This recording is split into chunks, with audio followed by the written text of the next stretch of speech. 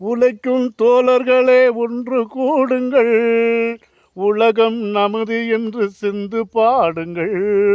மேடு பள்ளம் இல்லாத சமுதாயம் காண என்ன வழி எண்ணி என்று பாருங்கள்.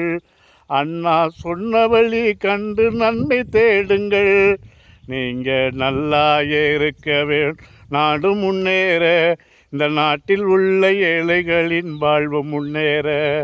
மக்கள் திலகம் புரட்சித் தலைவர் பொன்மனச்செம்மல் எம்ஜிஆர் அவர்களுடைய ஆசையோடு வருகின்ற 2026 நடைபெறுகின்ற சட்டமன்ற தேர்தலில் கடையநல்லூர் தொகுதி சட்டமன்ற தொகுதியுடைய வேட்பாளராக அடியேன் மக்களின் ஆசையோடு மக்கள் சேவை ஆற்ற இருக்கிறேன்.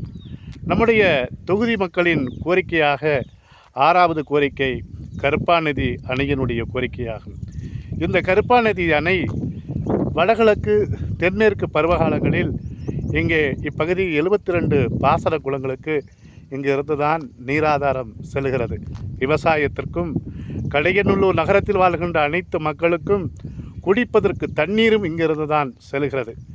ஆகவே வருகின்ற சட்டமன்ற தேர்தலில் என்னை வெற்றி பெற வைத்து சட்டமன்றத்துக்கு அனுப்பி வைத்தால் நிச்சயமாக கருப்பாநதி அணையை முழுவதுமாக தூர்வார் செய்து வடகிழக்கு தென்மேற்கு பருவகாலங்களில் வரக்கூடிய மழைநீரை மிகப்பெரிய அளவில் நீராதாரத்தை சேகரிக்கக்கூடிய ஒரு அணையாக இதை உருவாக்கி காட்டுவோம்.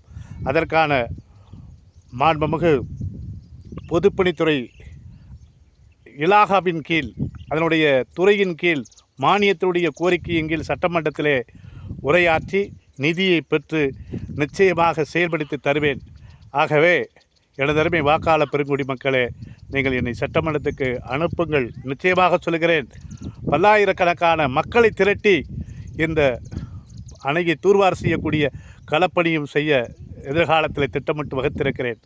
அது அரசனுடைய அனுமதியோடு அதை செய்வதற்கும் தயாராக இருக்கிறோம். ஆகவே நல்லதொரு வாய்ப்பை மக்கள் எனக்கு வழங்க வேண்டும் என்று இந்த நேரத்தில் புரட்சித் தலைவருடைய ஆசையோடு உங்களின் கோரிக்கையாக 6வது கோரிக்கையை மத்திய மாநில அரசுக்கு இக்கோரிக்கையை சமர்ப்பணம் செய்கிறேன்.